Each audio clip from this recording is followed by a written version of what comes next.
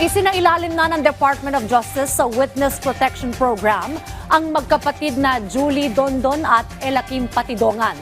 Ang pahayag ng magkapatid ang naging basihan ng DOJ para kasuhan si Atong Ang at ang 21 pang akusado sa nawawalang mga sabungero. Yan ang ulat ni Bien Manalo.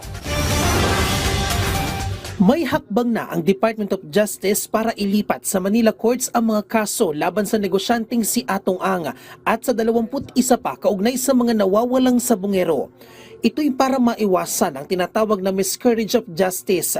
Ayon sa DOJ, nakapila na ang 10 kaso ng kidnapping with homicide sa RTC Lipas City, RTC Santa Cruz, Laguna at RTC San Pablo, Laguna.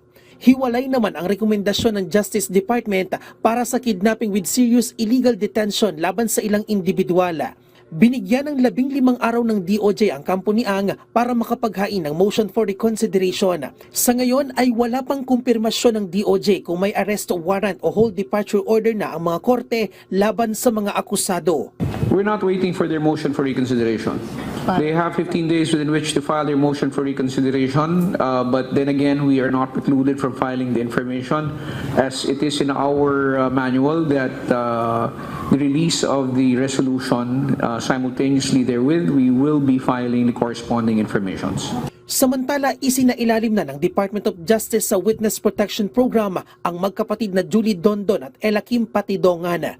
Matatandaang si Dondon ang whistleblower na nagturo kay Atong na mastermind sa umano'y pagdukot at pagpatay sa mga sabungero.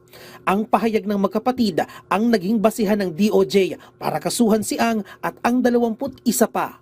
Ibinasura ang ilang kasong kinakaharap ng magkapatid kasama na rito ang serious illegal detention at multiple murder matapos silang gawin bilang state witnesses base yan sa inilabas na resolusyon ng DOJ.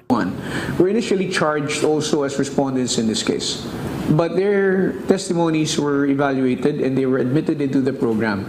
Now, as a consequence of their admission into the program, that would mean that they would have to be dropped in the information. Their names will no longer be included, and that is the reason for the dismissal.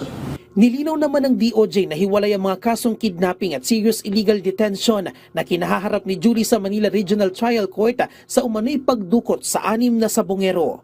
Bien Manalo para sa Pambansang TV sa Bagong Pilipinas.